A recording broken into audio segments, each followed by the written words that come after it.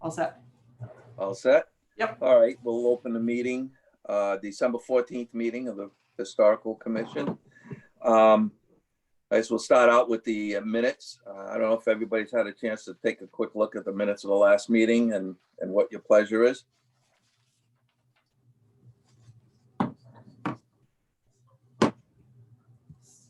So Pam sent me a couple of quick, just grammar things on the proposed mission statement that we're not going to vote on, but just to change some commas to semicolons, just to make the clarity of the statements, the sentences clearer. But I don't think we're going to worry. I still haven't had a chance to talk to Dennis about the mission in general of Historical Commission. So until we do that, we're not going to vote on the general mission. But I just made some minor corrections to the minutes, grammar wise.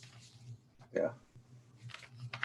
So, does anybody want to make a motion to accept or change or make any other changes? Well, I'll make a motion to accept the minutes as advised by Bernadette. Okay, motion's been made. Second. Second. All right, Franco, second. All those in favor? Aye. Aye. All those opposed? Ayes have it. All right. So I was looking over the agenda here and I'm just going to follow it along. I guess the museum renovation updates, that's the first thing we've got on there. I don't know if I shared with you last month. I did change three light fixtures in the museum, the entryway, bathroom, and going down the stairs. And I found exactly what I expected to find: the archaic BX wiring with the insulation all fragmented and falling off, and with no boxes to mount. But to make a long story short, I wound up spending 6 hours to re-insulate the wires that were coming through the ceiling and then mount a box to support the new lights that were going up. And Ronnie Paulus put up by a 1-inch thick, it looked like, in fact, they were tabletops because the box was hanging out of the ceiling an inch. So I needed a whole inch to fill to support the lights, but it came out pretty good. They look like ceiling medallions, like those old fashioned ceiling medallion things. It looks pretty good. Except they're wood, which is wood. But they're painted white. It was cheap. They were cheap. They weren't expensive. Yeah. So other than that, the lighting has been approved. The service change has been approved. And I've got the paddle fans semi put together because we're going to be taking the old paddle fans down, those industrial ones, and we're putting up new paddle fans with light kits, and it's all remote control. So we don't have to run any new wiring, which is great. And supposedly now we got the okay, and I just got to wait for Gary to get back to me and tell me when he's going to do it, because he's kind of been holding up the rest of it. But I did confirm with Dennis today. That it's been approved, and it's just a matter of Gary getting it done. So hopefully that'll move forward shortly. Yeah. Then we'll probably need a team of people, volunteers and whatnot, when all this construction part is done, to give it a good cleaning and then to set up, and then I'd like to have everybody's input. And we got a basic floor plan that we'll probably go over later, but go over. I mean, it's going to take all of us together to really go through the stuff and find out what we're going to put out, what we're going to show, what we're going to leave in the basement for now. You guys know, my plan is in January to spend Fridays at the museum, use some vacation time that I have that I've earned to spend Fridays. So if anyone else can join me even on 1 or 2, we're gonna to try to plan out some of the steps. That would be great. I could probably do that when it's not production. Yeah, right. Just just to figure out. What I did is all the stuff is now in boxes that are labeled by the categories that we talked about putting things in. But there's a bunch of stuff that's in the basement and in the Domino's building that was done before we did that. So I think we need to bring everything back, get it organized in the boxes first, and then decide what we're going to display based on what we have. And then I think we can have things that are that we keep in storage, that we revolve some display, do some revolving displays, and just decide what we're going to put out for the beginning to start to say, okay, we're open. Here's the best and the stuff that we have that we can get out there. Yeah. And come spring, they're going to jackhammer up those steps in the front, those little ones there down by the road or by the parking lot. Those are like 2 steps there that are all broken apart. Those are going to be jackhammered all up, and it's going to be like a little ramp going up to the granite stairs. And then the granite stairs are going to be identified because we've had too many elderly people, and I'm one of them, that trip going out of the museum because the granite steps all blend in together when you're coming out. So you don't know where the step ends and where the next step is. So that's going to be identified to make it a little bit easier.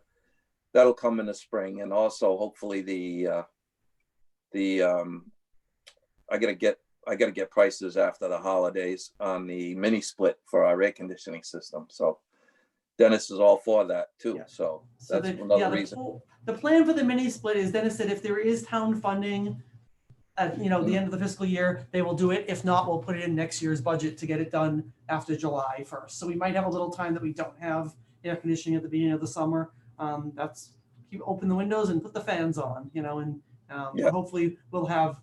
I mean, there's never been great air conditioning in there anyway. All there's been is that one little room air conditioners that, my opinion, they did almost nothing. So yeah, but I don't know if you have any questions on the update or timeline of how we're doing. No. But we'll go on to the next is the fundraising update. So we put in the Crimfield comments and on Facebook and advertise basically a solicitation to help us finish doing some work at the museum. And we've received 400 and where did it go? Hang on. Income $675 in donations. So that's a good chunk. Most of them are $100 ones, so they're small donations.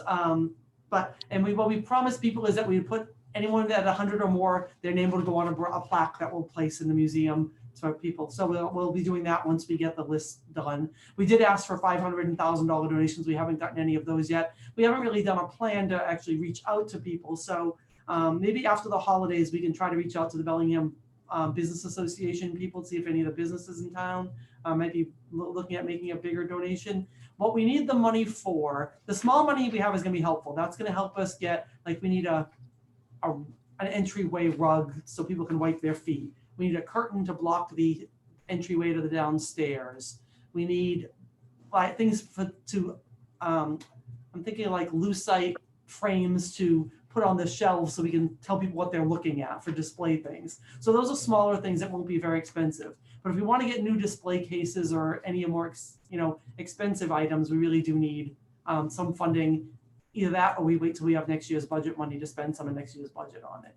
I'm hoping we get some donations from the community by doing more outreach. And I think if we each took a little responsibility to reach out to people we know and say, hey, could you, here's the form, can you make a donation? That would be great, and try to up some of those numbers. But this, I'm just going to give the whole financial report while we're talking about this. So our municipal budget, we started the year with $4,500. We're down to $414 in that account. So we spent on the constant contact, we spent on the mile marker repair, and the printing of the Crimfield comments. Those are the only things that are regular expenses. So that's only like $1,000. The remainder that we spent was all things we spent on the renovation, the radiator covers, the shades, and the floor renovation. So next year we'll have a little more money and a little more flexibility to do a few more things. The gift fund started with $7,429 in it. We've got $470 in that. The $675 was donations and $60 for Crimfield Comments subscriptions. The floor renovation was $7,500 of that. And then small items, Rick bought some electrical supplies and the casters for moving. So small. So we've got like $800 available to us right now to buy small things that we need for the renovation. So that's good. We have a little bit of money. Yeah.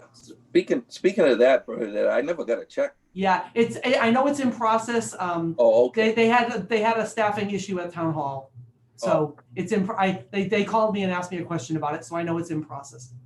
Oh, You should get, good. hopefully you'll get it either this week or next week, That's good. okay? Merry Christmas. The check's in the Well, mail. yeah. It's Um, nice having a charge account at the electrical supply store, you Yeah. know, so. So that's where we are with the money we have in the account, the account. So we've got a little bit of money to spend on the things we need to try to pull it together. Some things might have to wait if we don't get more donations, but the donations have been coming in a couple $100 at a time. As the Primfield Commons gets out there, I think people are seeing it. Some of them were from the, I could see they printed one and they mailed it with a check. Other ones, they printed it online and they sent it out. So I think we could, maybe after the holidays, we can try to just do a little more with the, maybe sharing, making a specific Facebook post about the fundraising and sharing it on the Bellingham pages that we have. You know, the 300th anniversary page, the Bellingham, I was born in Bellingham, the Unplugged, and all those business pages, and try to get a few more people to help us out. Show them some pictures of where we are and say what we need their help with. I mean, I think maybe we, instead of buying display cases, Mhm. you know, we've got Ronnie and we've got that gentleman, Avery there, I think is his name, Yeah. that put that 10-foot bench together and making spindles and stuff. I think Right. between the two of them, you know, when we have money again, we could probably buy the materials and Right. hopefully they could make something that's- nice yep. for us. And that would be You know. that would obviously be less expensive if that's the, yep. Yeah, we Yeah. could do that. I mean, That'd be if great. we had one or two $500 donations, it would make a huge difference. It really would. Mhm. We're talking small money. It's not really big money. It's just finding who those people are. And I think the business community tends, I mean, I know a lot of businesses are hurting right now. It's a tough time to ask people for money, you know? Oh yeah, they're barely surviving as it Yeah. is. Yeah. Yeah. But we're I'll tell you, we're really jumping leaps and bounds. I think we're going to make some real good strides. And once we get out of this pandemic and home confinement, and, I'm going to stray off the thing for a minute. I don't know if you guys heard. Did you hear about a guy had an argument with his wife in Italy, and he went for a walk. He left his house and went for a walk, and his wife after a few days, she put out a missing persons on him, and they found him. He had walked 280 miles in 5 days, averaging 40 miles a day, and they found him near the beach or something somewhere, and he wound up getting fined for being out after 10 o'clock at night. on top of it all. Yeah. Must have been a hell of a fight to drive him to walk. Yeah. To walk 280 miles. But it was Jesus. weird. But sorry for that, but I'll get us That's back on fine. track. Yeah. We'll go on a fundraising. Yeah, so update. that's the end of that's the end. basically- Yeah, that's the Yeah, end of the information. We've got a little bit of money. It gives us some flexibility to buy some stuff. I think the first thing I'm gonna look at getting an entry map, because especially with the winter coming, we have the new floors, something to wipe our feet on. Right now, there's just like a carpet square there that was a remnant of something. So getting a nice entry Yeah. map. would be a I nice saw thing. them on Home Depot. You can get a good Yeah. size one for like about $8. Yeah, commercial. I'll probably go over and get one with the library account and then just bill it to the municipal museum. Yeah, Because you then won't pay I can use tax the library account, I get the tax exempt status, and Mhm. we can bill the museum for the payment of it. So we'll do that shortly. Okay, And so I think Steve, you're kind of up with the Clara Macy's desk thing. What we found. Yeah. So I don't know, Rick, do you want to comment on how it was found? I wasn't privy to Yeah. that. Well, we were debating once I found out through Sergeant Ed Gazowski, who's living in Florida now. He left Bellingham. He said that he had talked to Ernie Taft many years ago, and the reason they had that desk in there was that it was Clara Macy's desk. And I said, oh wow, then we got to keep it. I just thought it was a random desk that was just there, but it was Clara Macy's desk. So I said, well, we got to go through this. I got to take everything out of it. Plus the desk needs to be re-glued and it needs a little bit of TLC. So I was going through the drawers and everything was empty. And then I pull this drawer out, and in the back of the drawer, there was a divider. And in the back of the divider were these papers. I said, how did I miss that? And I thought I pulled had them out. emptied the desk, so. Yeah, Bernadette emptied it. I even emptied it after any, loose stuff on it. And I found them there, these papers. And I said, well, I put them on there, and I'm looking at the dates of like 1853 or something like that. And first thing that came to my mind, I said, I got to talk to Steve. I got to let Steve know they're here. So I got a hold of Steve, and he came down and picked them up, and he's been researching them.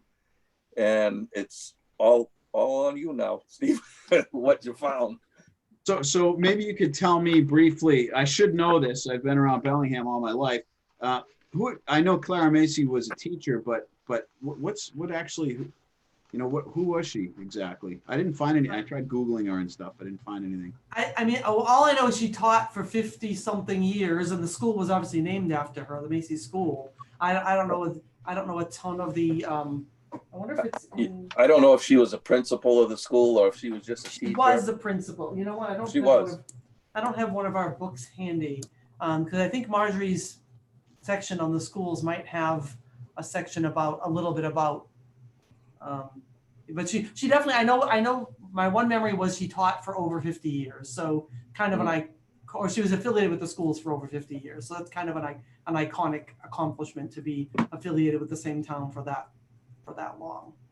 Well, so, of course, this meeting is not about these papers. I could talk about them all night, but I did throw together a few slides just to point out some of the highlights. So I'm just going to go ahead and share that. Can you all see that? Yep. So these papers span from 1758 to 1866, except there were some little, some historic commission elements that had been added to it over the years. So apparently these papers came to us in 1990 from Francis Donovan. So March 3rd, 1990, Francis Donovan donated them to the Bellingham Historical Commission. And then they came to him, and he doesn't say how long ago, but many years ago, Herbert Nixon, historian of Medway, gave me the collection of Thompson papers. Within that, it looks like in the mid 60s or late 1960s, somebody had gone through and tried to create some narrative around the papers, like to organize them to be meaningful in some specific aspects. There's some interesting stories to be told there. It looks like somebody started on that in the 60s. And then I found a check, which looks like a donation to the Historical Commission from 2010. So, talking about donations. So, I think it's like a $40 donation. I'm sure I could say that's the first time that's happened. Yeah. I left it in there so that if some future generation, we lose it in a drawer and some future generation finds it, it'll be an interesting piece. So most of the papers are correspondence to Joseph Thompson. And most of these are from the late 18th century. So these are, from 1750s till, a lot of stuff in the 1760s up until, into the 1780s. There's newer stuff that it's not quite so interesting. One of the interesting documents is an indenture of John White. So John White was 18 and indentured himself to Mary Thompson, apparently, or he might have been younger, but when he was 18, he was sub-indentured, like subleased to Joseph Thompson, who then in turn let him out for days or months at a time. And there's records of how many days he would be loaned out and what he did and how much it cost. So, laying up rye, all this sort of agrarian work, digging a ditch for a day. That was about 4 shillings. It's chump change. Just to give you an idea too, it's 20 shillings to a pound, right? And, there were just it's just some of the I'll save you the headache of all the costs, but it's very interesting how much things cost. A frock coat was incredibly expensive relative to, say, food and stuff. So cloth was incredibly expensive in these records. Daniel Thompson was Joseph Thompson's brother, and he was apparently in the French and Indian Wars. He was probably he was either from Bellingham's militia or possibly a place called Partridge Field. I don't know if he moved there later. That's now Peru, Mass. If you're familiar with that, out west is Peru, Mass. That used to be called Partridge Field. So he was during the war, he was writing letters to Joseph, which some of those are preserved here. Later in these letters, they span both wars, right? The French and Indian War and then the Revolutionary War. And Peter Thompson, Daniel writes that their brother Peter's son died of camp ale, which I don't think it was a drink. I think No. Like, what? Yeah. an ailment. So it's interesting. The language, back then there was no dictionary, right? So what you wrote was phonetic. So new in all the letters is spelled N-U-S-E. And some of the records of material costs, depreciation of currency, and how much deer is available to hunt. And they always spelled it D-E-A-R, it's very interesting. It took me a little while to get the flow of reading this stuff. And then there's some records of what it costs to go to school in Bellingham. So I'm just going to run through. I have a couple of highlights here. These are just excerpts of the letters. So this is Schenectady, right? So this is in the Mohawk Valley during the French and Indian War. And you'll notice that it's July the 4th, 1758. Not an important date, right? 4th of July didn't mean anything in 1758.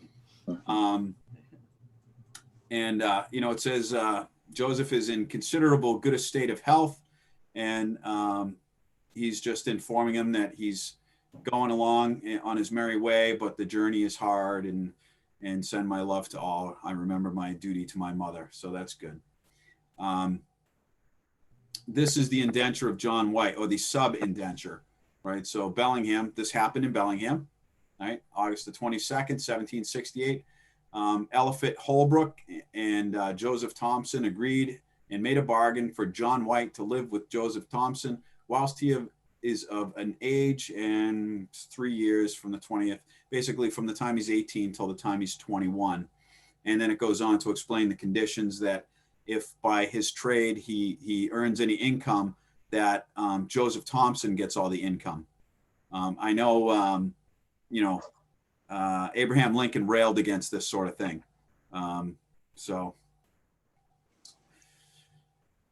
This was interesting. This is the petition of the subscribers, militia officers of the town of Medway and Bellingham in the 4th precinct in the county of Suffolk, humbly showeth that they have had for a considerable time past with much expense, trouble, and hardship. They tried to run this regiment, and the guys were unruly, and it actually goes on to say that the regiment officers were made liable, that the unit would be detached to not only our own, meaning the town of Bellingham and Medway, to their protection and service, but this militia company could be detached for other service in the larger army, meaning like the Continental Army, because this is 1780, right in the middle of the Revolutionary War. So they resigned. Apparently, this resignation was not of much consternation to whoever received this letter, because they wrote on the back of it, "Resignation of sundry officers." That's all it got.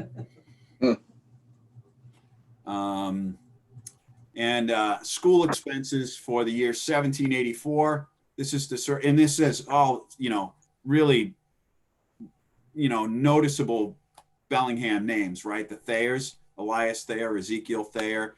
Yep. The name Holbrook comes up, Metcalf. So this is March 1784. This is to certify that we, the subscribers of David Jones District, have expensed £4, 18 shillings in schooling for the year 1784. What's that in 2020 dollars?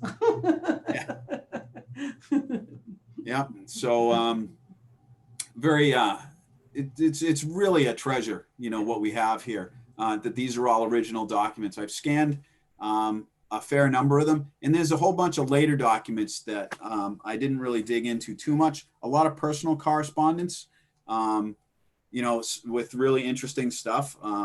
One of the poor fellows, you know, died apparently of some kind of a prostate problem, you know, based on the description of his ailment. So it's a very interesting look at Bellingham, Medway, and actually Western Massachusetts during the 18th century. The letters that are from the 19th century go all the way up to 1866, but they're a lot of like family, personal correspondence, and you don't hear a lot about world events. But you know, happily for Bellingham, you know, the world was a relatively quiet place from you know probably 1820 until you know 1863 or so. Excuse me, 1860 or so, right? Because then we know that we had not a huge contingent, but we did have a fair number of soldiers in the Civil War. So that's about that's what I have to offer on these documents so far. Wow, that's interesting. Very interesting. And it's amazing that they look like they're in pretty good shape too. They're in I have rarely seen 18th century documents Yeah. that are in this kind of shape. And to see familiar names, you know, I saw that the letter was carried by one of the Spears, which the Spears have been in Bellingham forever and ever. Yes. So, yeah. And they go way back. I hear them mentioned in John Alby's book, and then in one of the letters, you know, it just says somebody was traveling and so he gave the letter to Mr. Spear to bring it. Geez, and one of the Spears lived right next to that cemetery on Depot Street. Yeah, that was Dave Spear. Yeah. Dave. Yeah. He just passed away last year. Did he? Yep. Yeah, he was a Korean War vet. It would be interesting to see if we could turn this into, I don't know, if you've scanned them and they're good quality, could we have them blown up and make some, you know, tell some kind of story with them? That's, you know, that would be I think that would be a good goal. And yeah. Absolutely. Yeah, actually, there's a story to be told with John White, because there are a significant number of records of what he did day to day, right? Because they were charging for what he did, so there are detailed records of, you know, digging a ditch, you know, going to the hardware store to get nails, you know, stuff like that. Wow. Slave labor. Yeah. Beautiful downtown. It certainly was. I mean, there's other than the fact that it ends, right? That's pretty important, right? That there is a termination date on there, and he wasn't given a whole lot at the end of it. You know, he was given a suit, 2 suits of clothes, one for work and one for special occasions. Was there anything where he came from? Was it? There's no, Like, no, I really want to dig into that. I mean, I am only aware of 2 slaves. Now, I think you could actually indenture a slave, like as a sublease, so could he have been a slave? I don't know, but the only ones I'm aware of, I think the Corbett family might have had 2 slaves at some point, but that's the only slaves I've ever heard of in Bellingham. But it could have been John White for all I know. Yeah. Fascinating that those were just buried in the back of a desk. Yeah. Like I said, the things you find and, you know, stuffed away. I think as we go through more and more things, we're going to find more and more treasures too, things that we can figure out where they belong in, as far as the history, what their place is. Bring them out to the forefront. Yeah. Yeah. Awesome. Thanks, Steve. That was great. Thank you. Well, next you got the Crimpville comments, next issue. And so the first thing I'll say is we mailed out there were 81 people that committed to wanting a print copy of the Crimpville comments. So I mailed those out. We printed 250 total. So the remainder, I split. The library has some that we're handing out, the senior center, and then both locations at town hall. So there's places people to pick them up. I'll monitor those to see if they're gone. If we need more, we'll print more, but I'm not sure that we're going to have to. I think what we've printed is probably going to be sufficient to cover what we did. If the cost to print them was $415, and then we had enough stamps in our supply to mail the 81 of them, they literally fold it in half. They take one 51 first class stamp. So we just mailed them with the stamp supplies we had on hand. So the mailing won't be that big of a deal. I did get a notice actually from the post office saying that the permit was going to expire. And I called her and said, we're not going to need it because it hadn't been used in over a year and they expired. And that's, you need to mail 300 items out to get the discount for things. So if we ever get back to where we want to mail something, but I don't see that happening. I think, the days of sending a lot of things through the post office are numbered. So we're sending everything out. We had 167, I think, that we sent through Constant Contacts. We sent double out electronically than what we actually physically printed to mail out. So it's sent out on Constant Contact. It's on the commission's web page of the town website, and then we posted it on Facebook too. So it's out there in the community. Hopefully, people are seeing it and making and it'll get, and we just keep putting each new issue on the town website, then we have them documented for the future. They're just there as PDFs. So I don't think with the way the budget is, I don't think we can do another Grimfield Commons this fiscal year. The new fiscal year starts in July. So I think our goal would probably be to get one out right when the new fiscal year starts. And I think we ought to think about what we want a theme for that to be, because I think the veterans theme would really work nice. So maybe these papers, maybe it could be a theme about like the gems we found while renovating or something like that could be the theme of the new issue. And we have plenty of months to think about that, but I just kind of want to get the teaser out there so we're kind of prepared to think about what we want to put in the next one. And that's all I have about the Crimfield comments in the newsletter. Okay. Yep. How about that Constant Contact? Was that part of that? Yeah, that was just telling us that we Yeah. have 176 subscribers that are getting it and that we can continue, even though we don't send out a Crimfield Comments, we can continue to do the electronic newsletter to update people with whatever we want to tell them. So I think maybe we try to do one we did in November, maybe try to do one in February or March, and then maybe that becomes a quarterly thing off months of the months we're doing the Crimfield Comments, so we kind of have a constant flow of information going out to people. Okay. You were future planning. And the program planning, I wanted to just talk again about what Steve's doing, the stuff that we had, the stuff we put on the back burner that you had another one, Steve, on churches. Yep. So maybe it'd be a good time to talk about, February might be a good time to do that when people are stuck in their house in the winter and there's not much going on. If we try to get a night that we actually do a Zoom presentation for the church's presentation. Sure. So why don't you and I talk offline about what works scheduling wise? And February would be better because the deadline for the January bulletin is tomorrow. Yeah. So it's a little late for January, but if we get it, I would have to just know by January 15th what we're going to do for February. We can select the date and get the word out. Sounds good. Okay, so I'll talk to you offline about that. Oh, sounds good.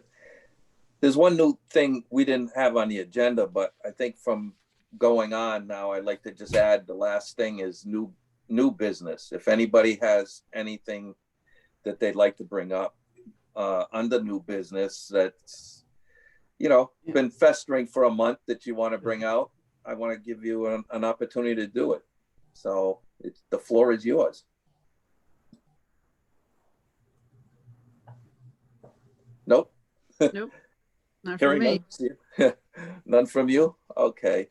So I guess that in a nutshell, that's about, really what's going on. And I will reach out to people once I know when I'm going to be at the museum, because if anybody can join me and to start doing that, I'll just send out a week's notice saying, hey, next Friday I'm going to be there. If anyone can come for a few hours to just see what, because I don't want it all to be all me, but I want to move forward on the plan of getting the museum back together. I think we still have a goal of having some kind of a grand opening. If the town can have a Memorial Day parade in May, that we have some kind of a grand opening for that Mm. parade. Yeah, That's that'd a be, good, I think that's a good deadline, and then it really depends on what happens with COVID, whether or not that's feasible. Not saying we couldn't do a grand opening in a smaller scale where, by appointment, we could show people or do something on a smaller scale where small numbers of people could come in. But it would be great if we could just throw the doors open the day of the parade, a couple hours before and a couple hours after the parade and try to get people to come through. no, that definitely sounds like a goal to strive for, definitely. But as you know, here we are in December, but I really appreciate, everybody's input and getting things going. And I just want to wish everybody a Merry Christmas and a Happy New Year, because we won't meet until January. So enjoy the family you can enjoy, Yeah. whether it's on Zoom, masks, or in fact, I saw something posted the other day that said, "I'll be home for Christmas." After all, I've been home all year, So, yeah, so, just want to wish you all a Merry Christmas, and 2021, we'll keep continuing to hit the pavement, Well, Merry Christmas, Happy Holidays, and hopefully, better things in the new year. Yeah, right. Exactly. Onward and upward. Onward and upward. Same here. If we got nothing else, I'll take a motion to adjourn. I will motion to adjourn. All right, motion's made. I'll second it. Franco seconds it. All those in favor? Aye. Bye. Ayes have it. Have a good one, And- everybody. All Have a right. great holiday. Yeah. Good night, all. Bye. Bye. Yeah. Night. Bye.